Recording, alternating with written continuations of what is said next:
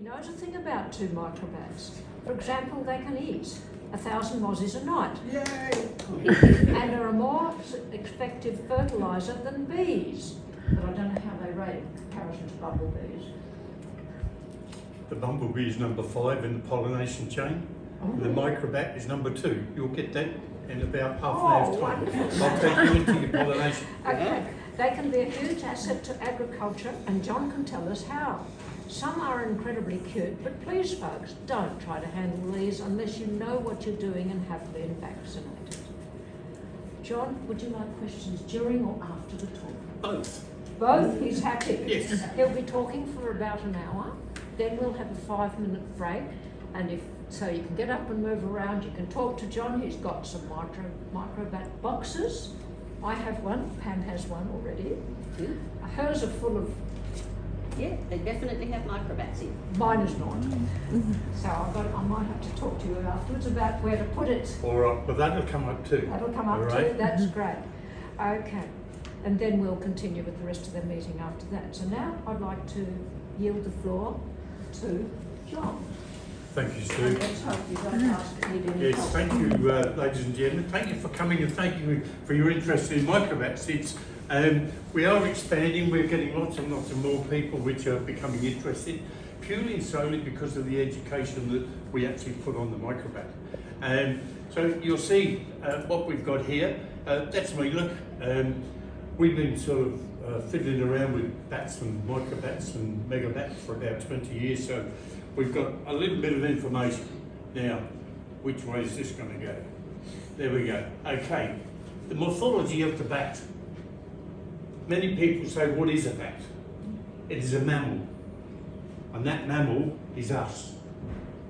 The female is identical to our female, the male is identical to our male.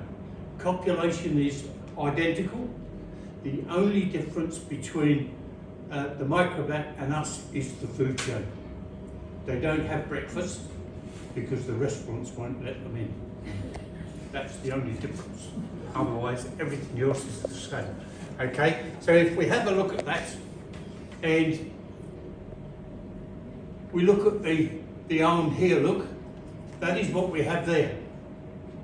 So if you put your arm out and you have a membrane that comes from there to there, that's exactly what you have here. And if you have a look at the top, look, and you can see there's your thumb, there's your ulna, which is your elbow. Okay, these your ears, look. There's your elbows, your radius, your wrist. The only difference that we do have this is a little membranes that sit there. You'll see that tells you down there, which is the muscles that we have here, which work our arms. So they have that actually in the membrane itself. The tail, there's your toes, look. There's your tail. To tell the difference between a megabat and a microbat quickly is the microbat has a tail with a webbing. The megabat doesn't. And that's the easiest way to tell. So if you find a baby one on the floor, have a quick look to see if there's a tail with a membrane on it. If it isn't, you know that that's a megabat. All right? Any questions on that? All right. Insectivore. Fancy old name. It's a meat eater. That means that it will eat anything that moves, that is of a meat distribution. In Australia, we have 78 species. Throughout the world, we have 1,400. So we don't even have a third of the microbats that the world has here in Australia. All right. All of the bats that we do have are in decline. So for them, they will actually fly, and you'll see that this guy, there's your moth here, look, and there's your micro. But look at the veins that are in that wing, look. Can you see that? They're one of the most prolific flyers. They'll travel at probably around 15, 20 kilometres an hour. So there's very little that actually gets away from them. So they will eat anything that moves, and you'll see up the top, look. So they'll eat mosquitoes. They'll eat 1,000 mosquitoes a night. They'll eat cockroaches, moths, mice, green frogs, crickets, slugs. So anything that moves. So the more microbats that we have, the less bugs that you're going to have sitting around getting ready to bite you. And this is one of the big ones, look. And that's why we have little plagues of these guys, is because we don't have enough microbats to be able to actually eat them. So it's one of the problems that we've caused. The major problem that we caused was when Mr. Cook and his mates came to Australia. They said, "What is that up there?" He said, "I don't know, but shoot it or kill it." So unfortunately, we've carried that on over the last 200 years. And in the last probably year or so, we've started to seriously look at that. So many of the universities are starting to get on board. And it has to stop. We've got to stop killing everything that's out in the bush. It doesn't matter what it is. It's there for a reason, and we must find out what that reason is, and we must change it. So there's a few more, look. So there's another different type of grasshopper, look, and there's an earwig there, look.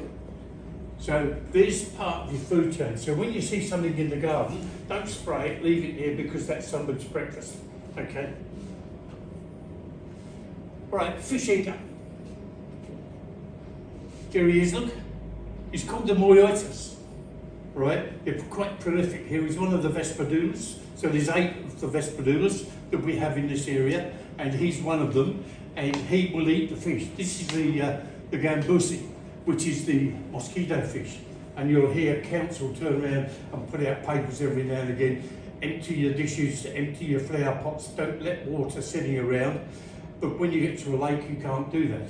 So we will have that fish in the lake, and you'll see that if you drop something in the lake, all of a sudden there's thousands of these little fish, they come and clean it up. Today, that's fantastic. We actually love that. And that's exactly what we want. But tomorrow is no good. We don't like him, we don't want him. He's not an Australian native, he's from South Africa. And the reason that we don't like him tomorrow is because he eats the frog spawn. So we've done quite a few tests with a lot of the universities, and it's 6 of one and half a dozen of the other. We can't get rid of him because he's just too prolific. He's everywhere throughout, Southeast Asia. And he was brought in purely and solely to do that, was to clean the rivers, like your cane toad and your fox and your rabbit and everything else. There was not enough of information that was done. But he is a native to Australia, okay? So, but the fish isn't. So he is, but he isn't. But he does a good job. So what he does is to be able to get to eat the fish. He will Google half dozen of his mates. He'll turn his feet down. He goes down into the water. He drags his feet through the water, spears the fish, gets to the other side. He'll stop. He'll eat the fish, and they'll turn around and do that 2 or 3 times. So they're good. So they're going to keep the fish to a certain level. The same as what they would do with the mosquitoes and your cockroaches. They'll eat what they need, and then it gives us a better opportunity to survive on Earth. Any questions on that? Okay? All happy? Okay. All right. The second one that we have is the insectivore. See this guy here? Now we don't have too many insectivores here. Nectivores. So these guys are not nectivores. They're going into the flowers to get any bugs or biters that are actually in the flower. So they'll eat those that are in there. So again, the more microbats that we have in certain areas, the better off that they will be. If you're a good gardener, you've got lots of flowers, they'll come in your garden and they'll keep your garden fairly clean. All right, so how do they do that? Well, all of your cactus, your succulents, they all flower after midnight. Your pollen is in them when they start to flower. Your bugs and biters will go into these and they'll try and get the bugs which are out of them. So when they do that, they'll come out and they'll have pollen all over them. Now, for you keeping gardeners, look, that's what you're after. They will pollinate over 700 different species per night. So it depends on what you've got in your garden, depends on what they'll pollinate for you. All right? And they've been doing that for 50 million years. So we think that the bee is the number one, and the bee is the one that does the pollinating. The bee is not the pollinator. He's a long, long way from it. The only reason that we know the bee is that when we go into the supermarket, on the top shelf, it says honey, $7 a kilo. There's nothing about that on the top shelf. So we missed it. So again, we come back, education. So the more education that we've got, the better off we are. And we've failed miserably in giving people good information on the environment. So that's what happens when he goes into a flower. Remember, he's a meat eater. He's not a pollinator. He's purely and solely a meat eater. So he's gone in. He's got the bug. He's got the bug. But look at the pollen all over him. Now, if that was a bee, he'd have a little bit round here. He'd fly 1 kilometre that way. He'd drop the pollen off, and then he'd come back and he'd do it all again. The bee is number 5 in the chain. The microbat is number 2. I'll tell you number 1 shortly. All right? So how do they do that? So we have the 2 different types, insectivore and the nectivore. Okay, let's start off with the one that's the meat eater. Here he is, look. He's going down in the flower, but look at the stamen. You see the stamen, look? He's dropping the pollen on his head. So he's going to do 2 jobs in one. So he's going to get the bug, but he's also going to pollinate. So the more bugs that you've got in your flowers, the more pollination that you're going to get. But your nectivore is different. We only have one in Australia, and he's further up north. We don't see him down here, we're too cold. He is after nectar. That's his main food chain. He doesn't eat anything else. Your megabats, they are the nectivores. They're all, we have, see, where are we here? Yeah, you have 3 here. You have a black, a grey and a red. That's through this area. And it's how they get their food. Have a look at his tongue. See his tongue, look, he's coming down here for the nectar. There's the stamen again, look, it's on the top of his head. So again, he's going to do 2 jobs. He's going to feed himself and he's going to start to pollinate. So there's your pollination. All right? Everybody happy with that? Any questions? No? You're happy? Okay. All right. They're the ones that are endangered. All right?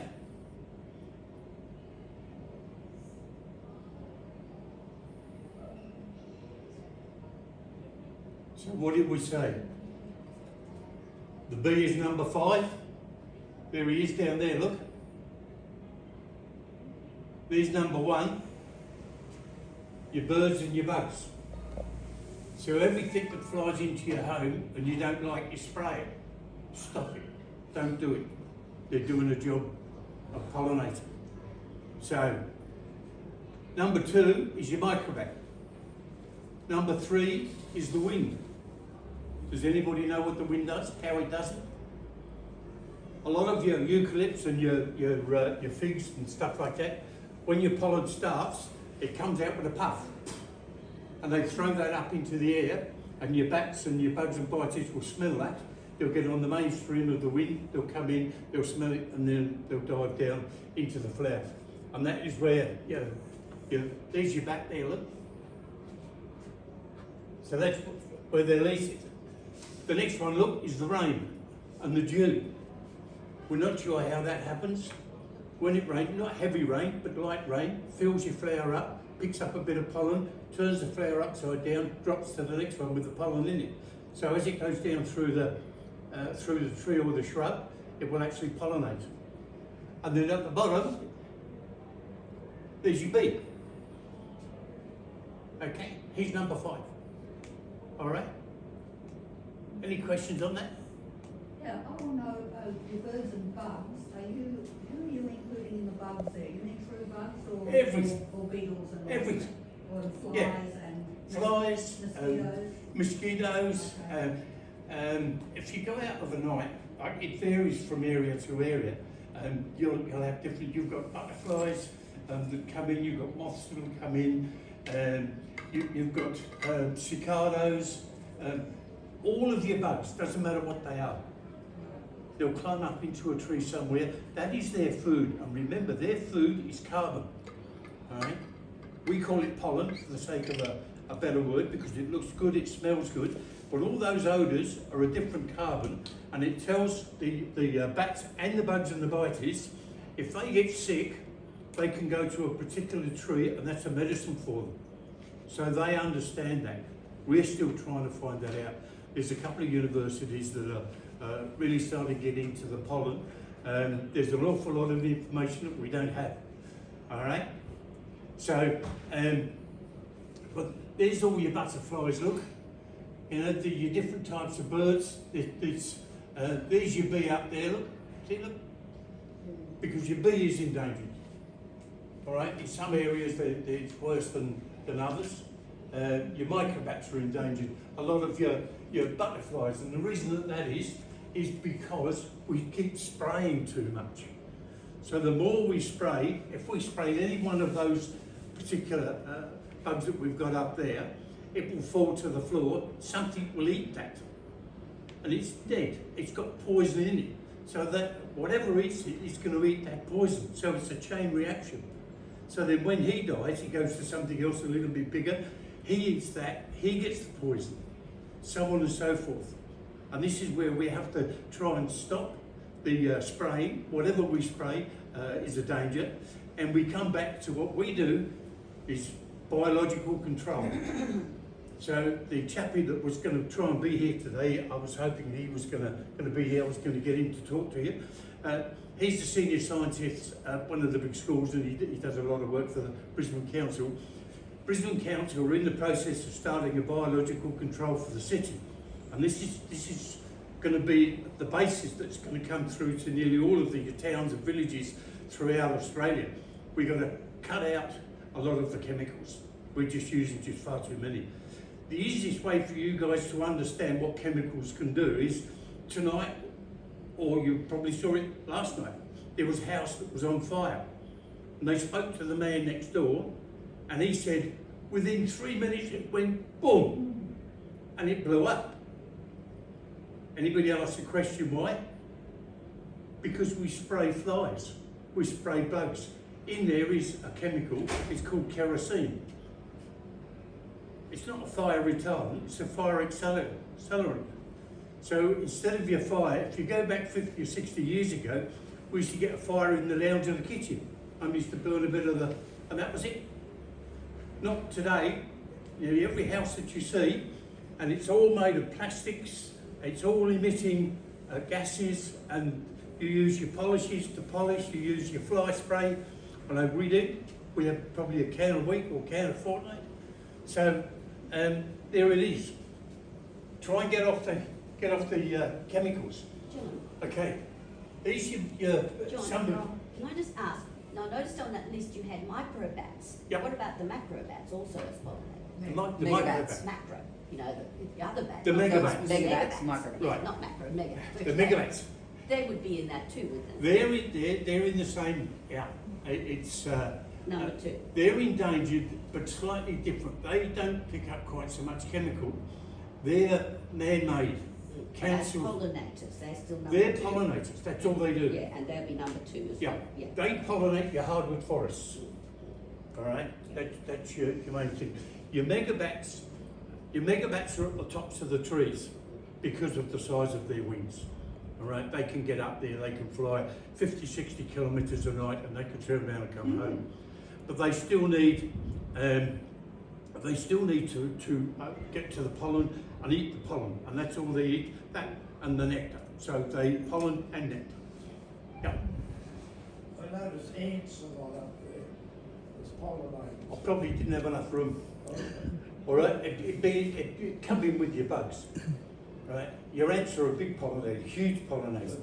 Yeah, they're massive.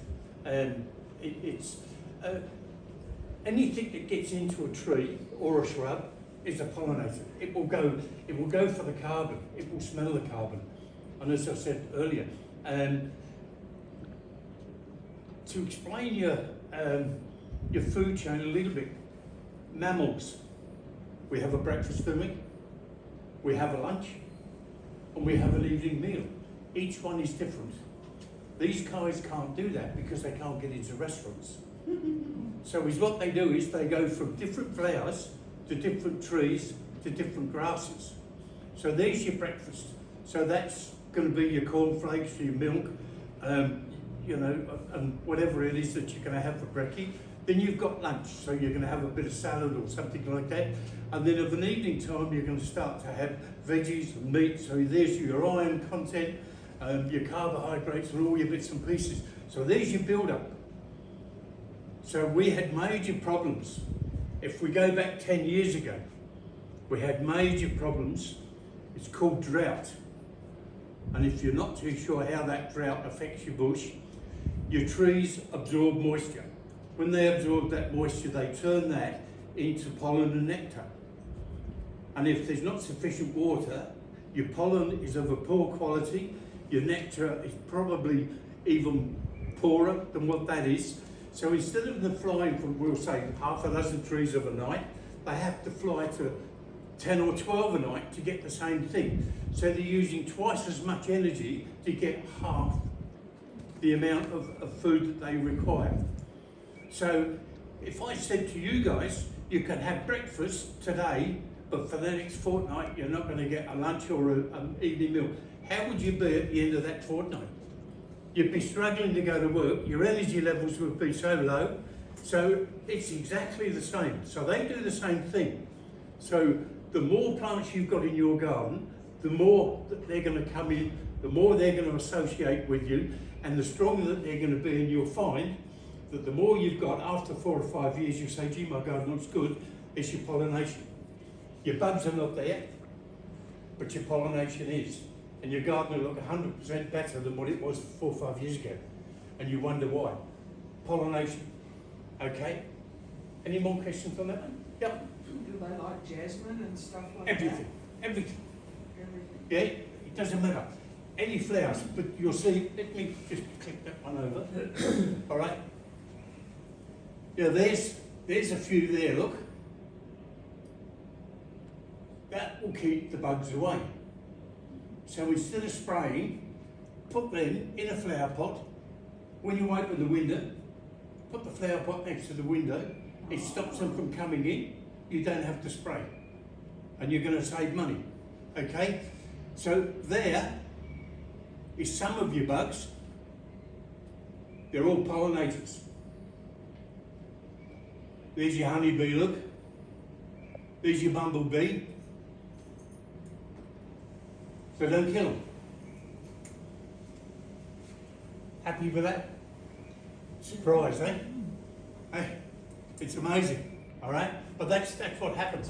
So here's the ones that you're after. Look, so your lavender is probably one of your biggest ones.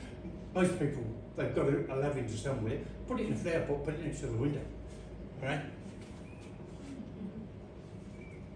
Okay, predators. How many predators have we got? They have got lots. Look, eagles, cats, bushfire, dogs, foxes, frogs, owls, snakes, and birds. So there's virtually everything that's out there may be a predator for the microbat. A lot of your birds are, you know, the butcher birds and your crows and things like that. They don't get the big bats, but they'll get the smaller ones when the babies are born. You know, they can be quite a problem for that.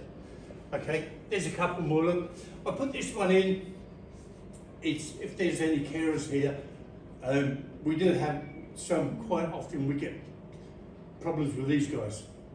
They'll get onto cattle, and then your microbats will probably go onto the cattle for a rest or get out the wind or get something, and they'll pick up your ticks, and the ticks can get all over them. I tried to get a photo of one, but it wouldn't download, so I couldn't put it in, so I put that one in instead.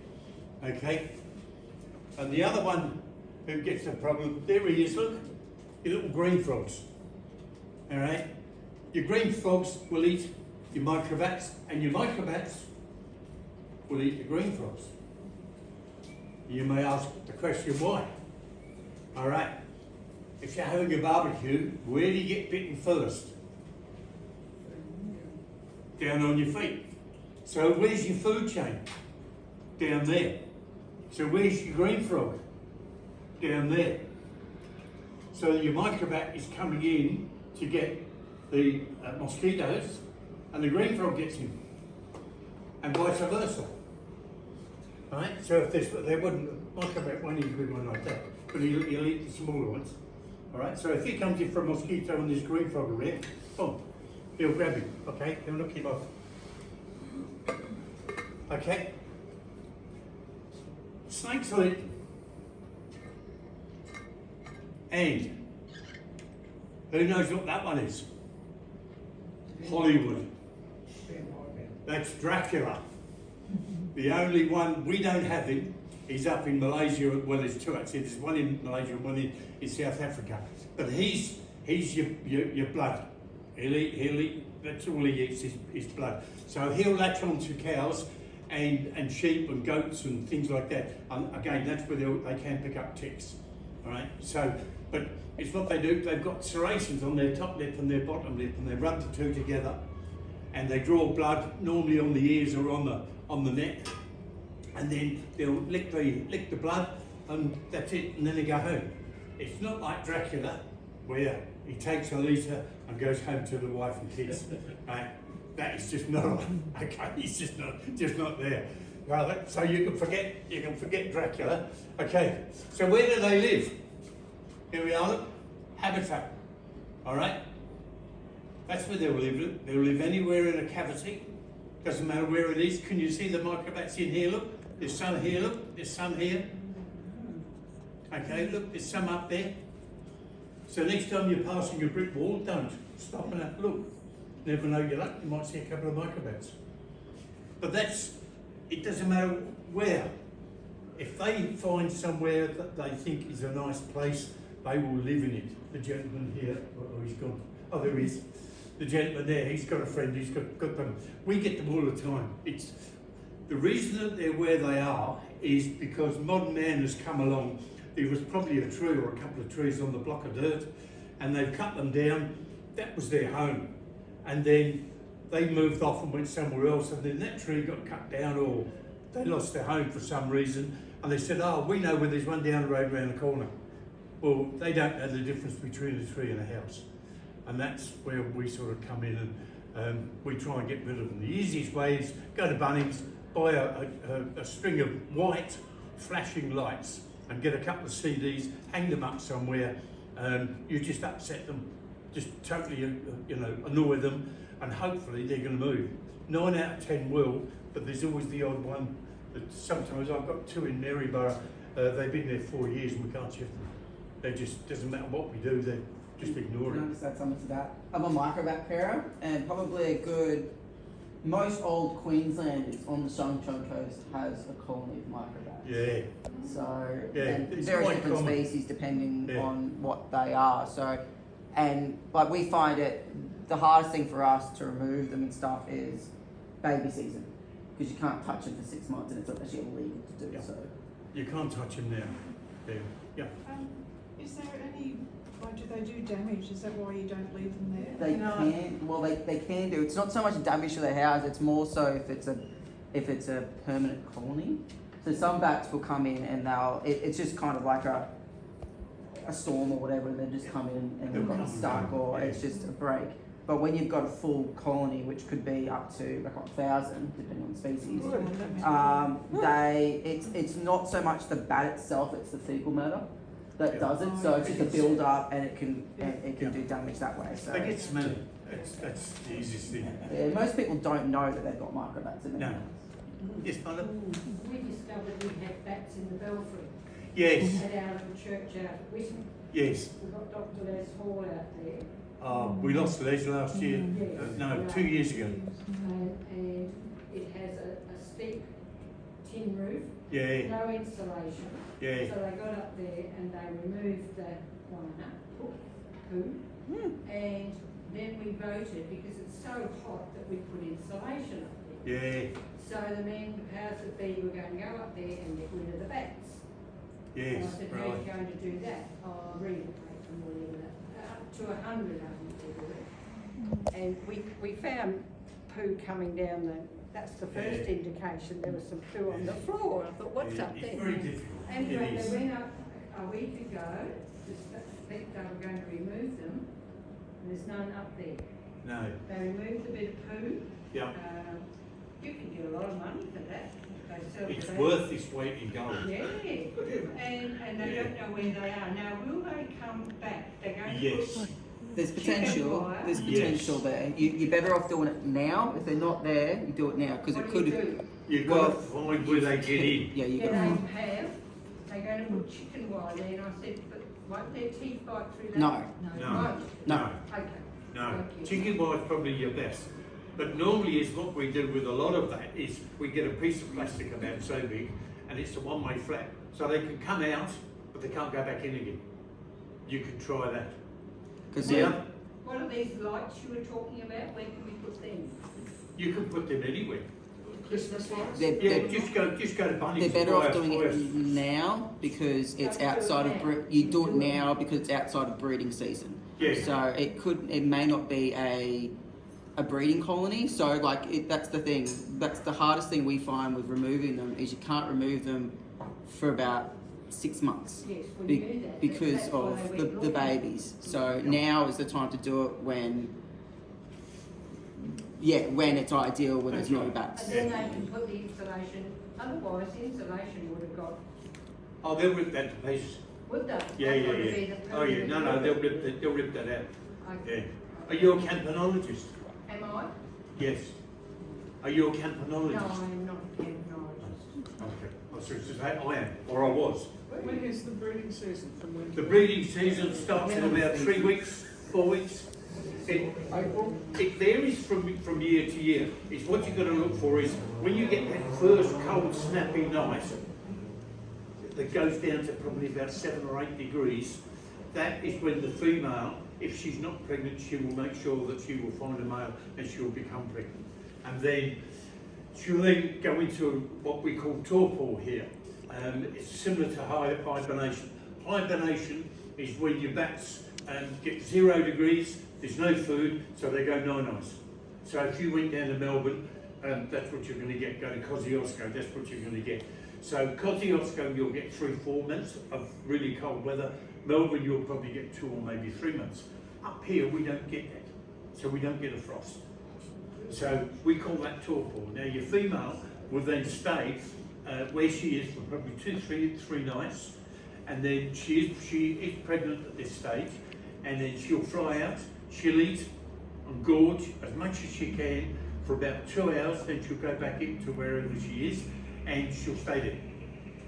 And then 2 or 3 nights later, she'll do the same thing. Until such time, she may, most of them go to forest areas because it's a lot warmer in the forest areas. You don't get the wind, you've got decomposition, and your temperatures stay pretty much normal. So they'll stay there. In the forest, there's quite a lot of food. So they're quite happy. Your boxes, they may not stay in the boxes for winter. All right, they may not. It does depend on the species. So some, Yeah, a lot very of our, much. the birthing season for us, depending on the species, we usually get most of ours during September, October, November, Yeah. December, January. That's That's our right. usual baby season, and then Yeah.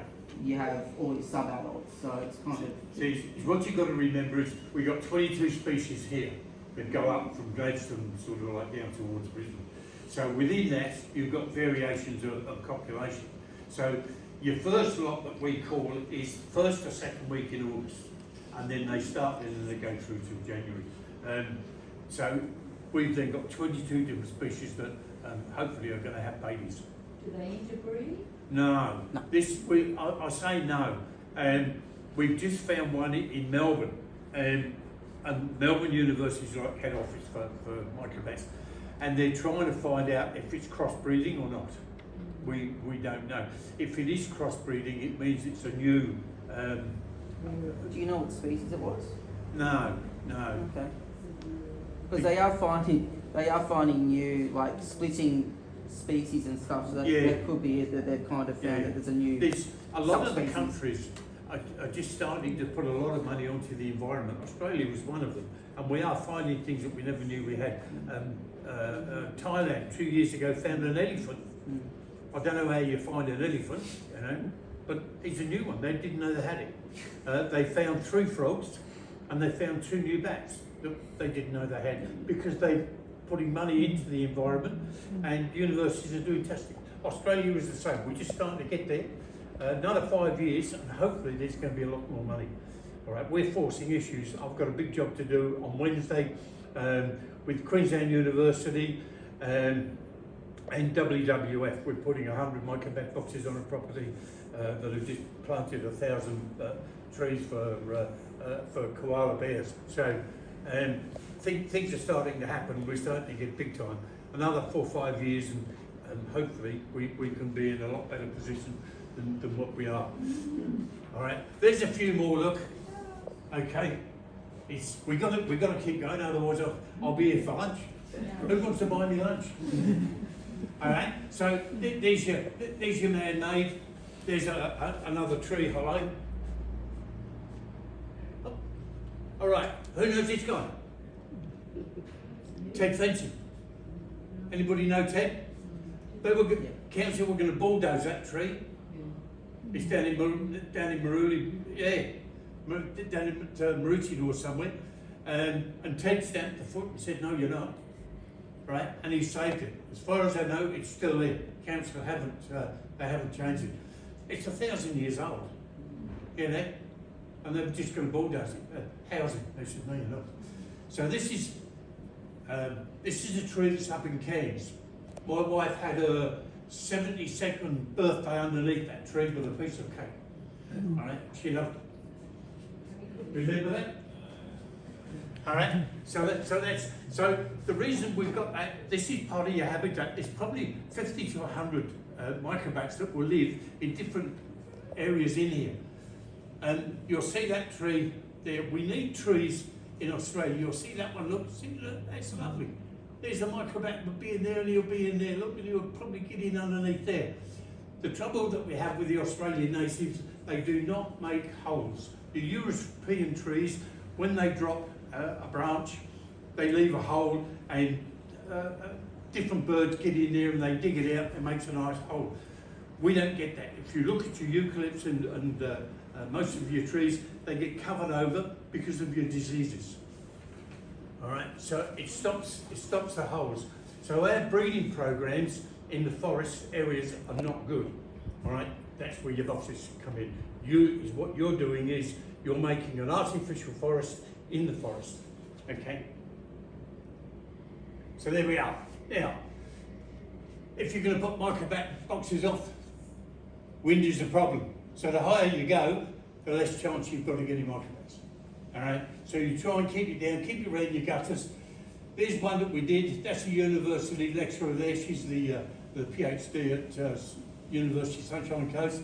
This was the farmer, and that was the 100th box that we put up there. And there's various boxes and tubes that we put. There's 100 boxes we put on the farm. We've been reasonably successful, but we put them into an area where we knew that we didn't have microbats. So the exercise was we were going to try and create an artificial forest in there to be able to bring the microbats back, so that the microbats will eat the farmer's bugs and bites, which means, again, he doesn't have to spray, he's going to save money, and you don't get the pollution that's in the creeks and goes into the rivers. And that's where we are with the ocean at the moment. Okay, there's another one. That's a nut farm up in Maryborough. It's a macadamia, but you'll see what we've done, and each one is in a different direction. For the simple reason why, that he was on the top of the hill, and he said that the wind came in from different areas and it rolled and turned. So normally you get a wind that goes in one direction, which is the nasty wind. He didn't get that, so we put them everywhere. So the microbats will then tell us what they like. So in a couple of years' time, we've actually got, and I'm going to do this in about another fortnight, there's that box there, and there's another one over the back. We can't quite see it, he's over here somewhere. We had Microbats in there, and that was after about 6 months. So again, the essence is biological control, that the Microbats will come in, they'll breed in the boxes, they'll eat the bugs and biters that we're eating his nuts and whatever else he's got on the farm. So it means he doesn't have to spray, so he's going to save money. It's not going to go in to, there's a big dam there. The big dam is just about here somewhere, just down in here. And his dam was polluted a couple of years ago because he'd oversprayed. So he knew that. So we said, we'll do this, and hopefully it'll take the sprays off. He was spending about $30,000 a year. So we've got him down this year to 15,000. So we're going in the right direction, but we've only got a few Microbats that are visiting because there wasn't that many in the area anyway. But hopefully that they're going to breed. So when we do our counts, we check them. If we get 10, and then in 12 months' time we get 12, we've got babies. We know we're going in the right direction. All right. So we've got young girls and boys that they come and check those. That's another lot. So that's the same thing. Artificial forest. We put those there to represent all of the trees that are at the back here. And the Microbats have not gone in one of them. We thought they would have done. Again, sugar farm, we've got 100 Microbat boxes and tubes on there. So we've got 25 there, we've got 25 on this side, and then we've got a huge great big dam, and the same on the other side. They've gone up the top where there's no trees, there's no nothing, and they're in the tubes. They're not in the boxes. We don't know why. You know, well, hopefully we're going to find that out. Irene and Matt, they were there, what, about a month ago, and they saw this. So it's one of those things, we thought we were right, and they told us we're not.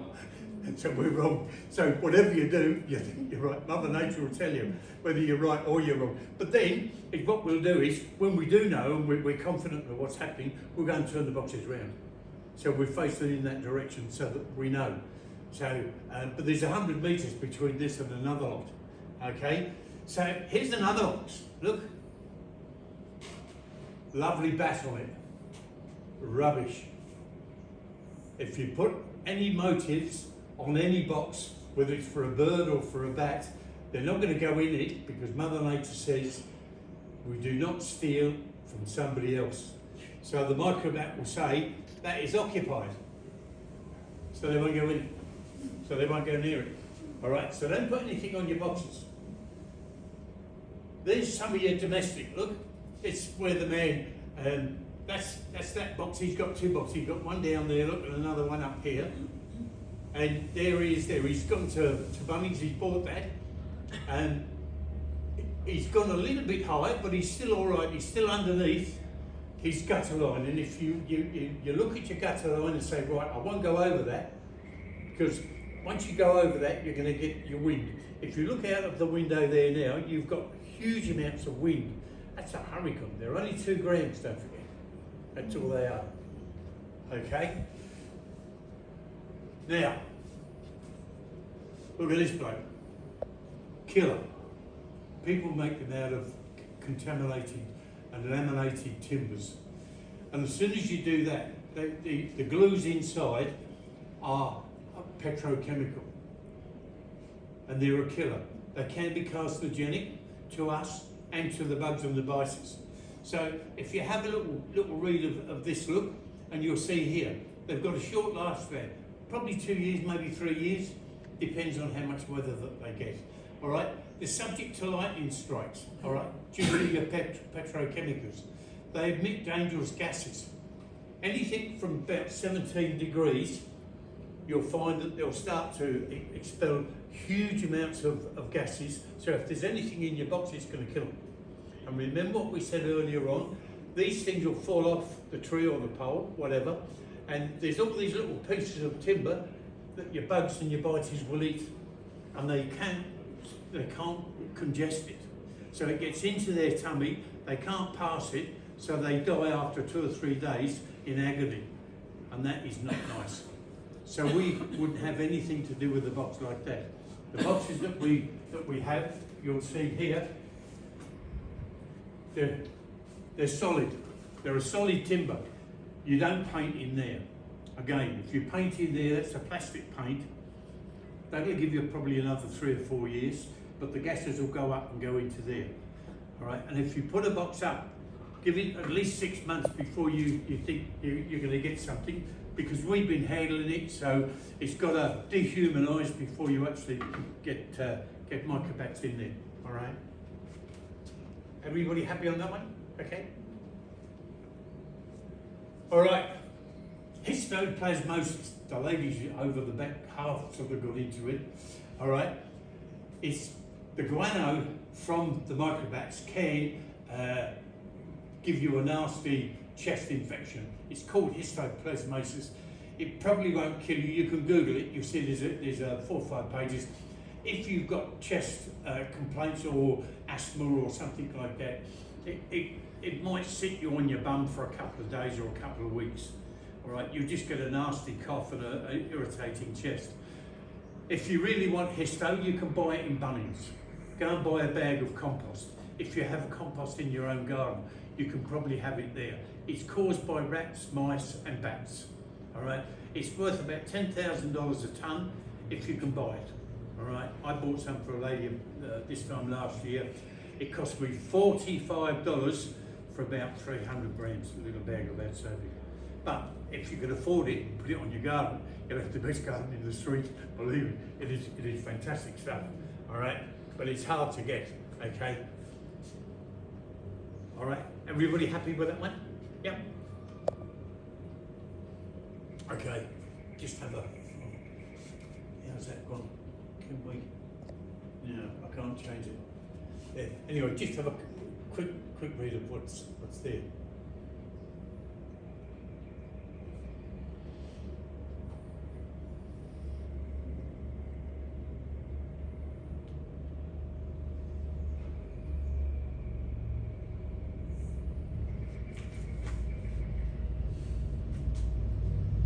Right, so your main emphasis is this one, look. Right? That's for your agriculture, and there is your major pollinators. Okay. Oh, we can't see that. No, I don't think I can change that. Anyway, that is $27 billion a year that microbats save the American farmer. We don't have that figure, we're trying to get that figure now. All right, it will take us about another 5-6 years before we get that. Okay, so $27 billion that it actually saves the American farmer. So that's where we need, I don't know, probably 10 or 15 years, maybe a bit more, to try and build the breeding up and try and get it to that situation where your microbat is going to go and do the farmer a lot more good than what he's doing now. Instead of him killing them, we're wanting to breed from them. Okay. Nobody asked me the difference between the tubes and the boxes.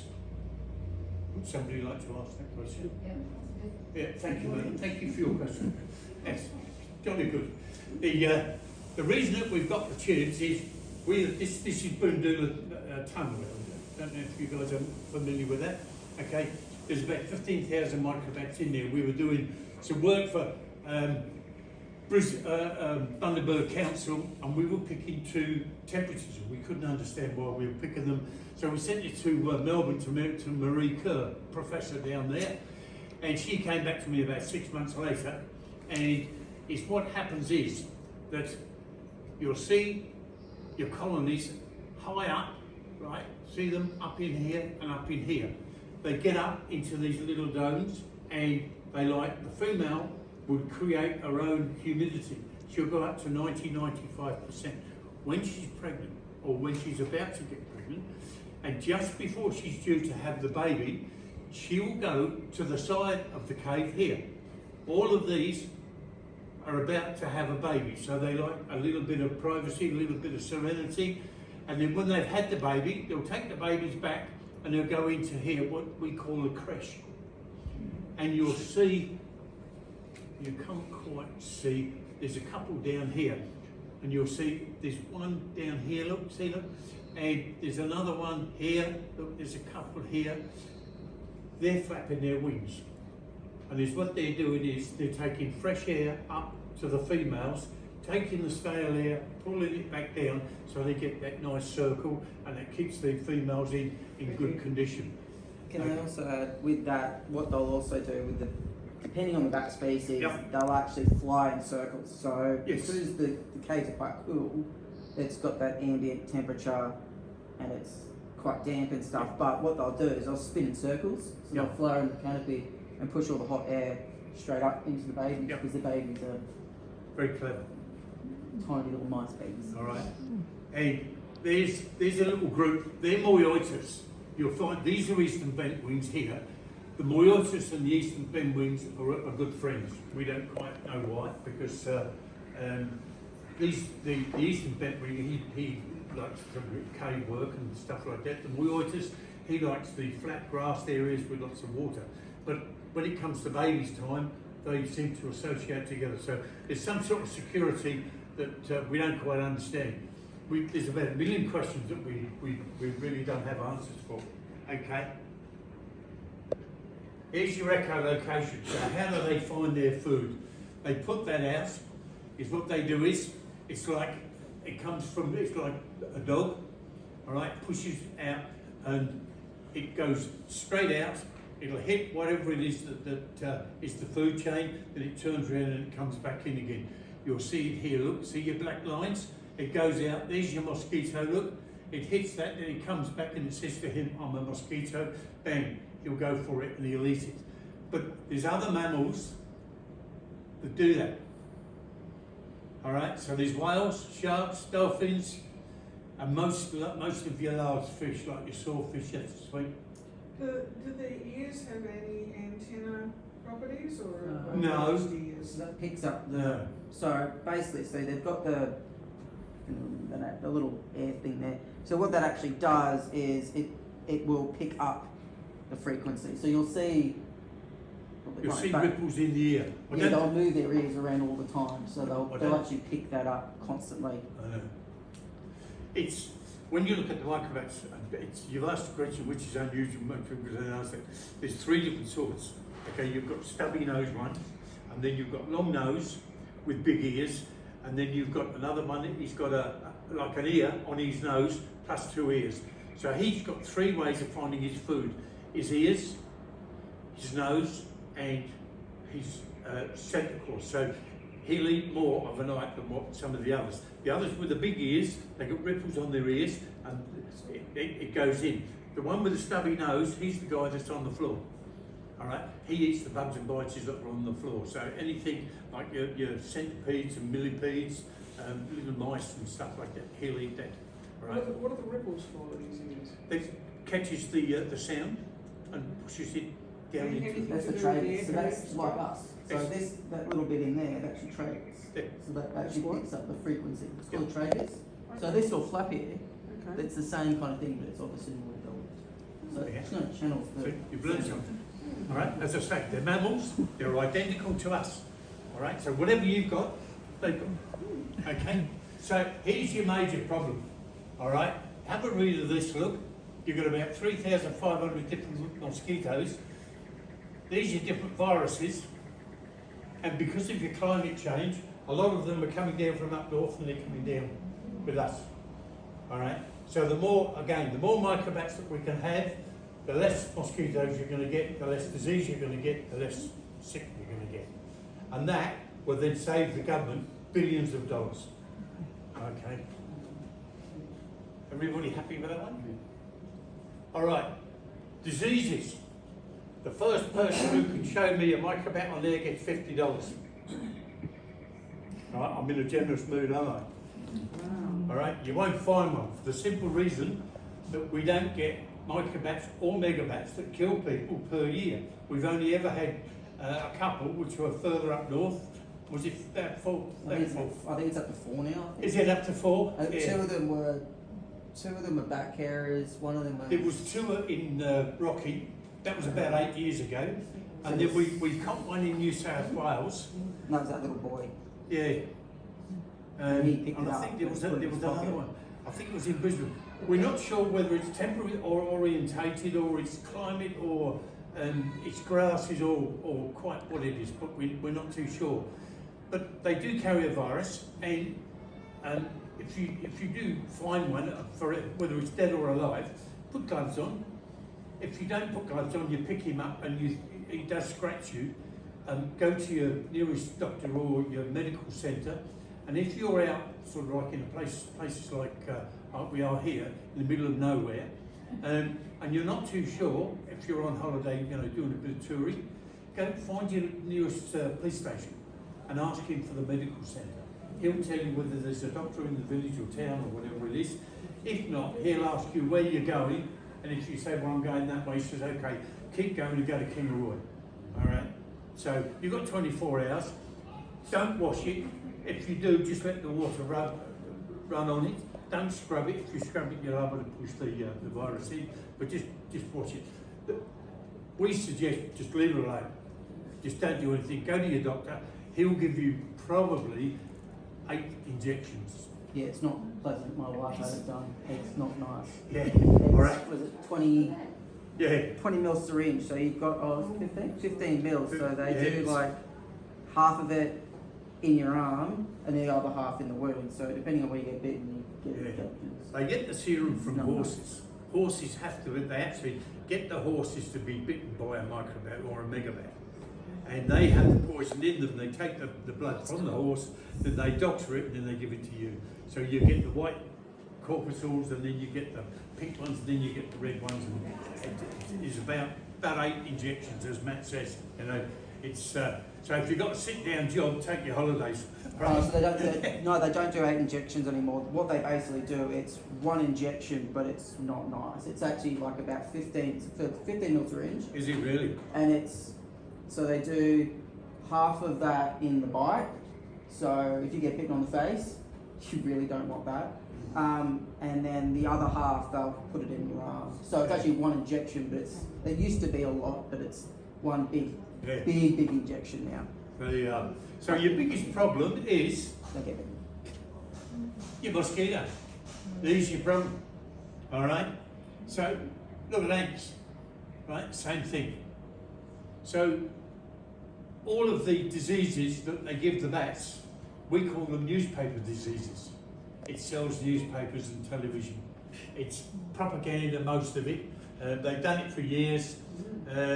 It's totally wrong. If they really want to do things, they should put stuff like that up. Okay? All right. These are megabats. I'll put those in just to show you. And we're not too sure why they do what they do. And That's drinking.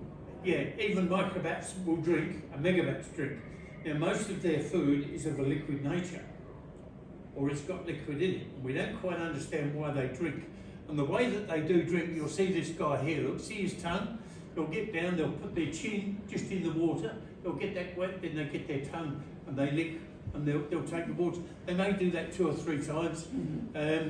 We don't quite understand why that is. There are a couple of universities still checking on that to find out why it is, but you know, absolutely fantastic to do that. Okay? Hervey Bay. There you are. You guys don't get that, we do. Alright? So just have a look. They're all little rats. Alright? Thank you, ladies and gentlemen, for sitting and staying with me for this long. I hope you've learned something, and I hope you can take something away and give it to your friends. Alright?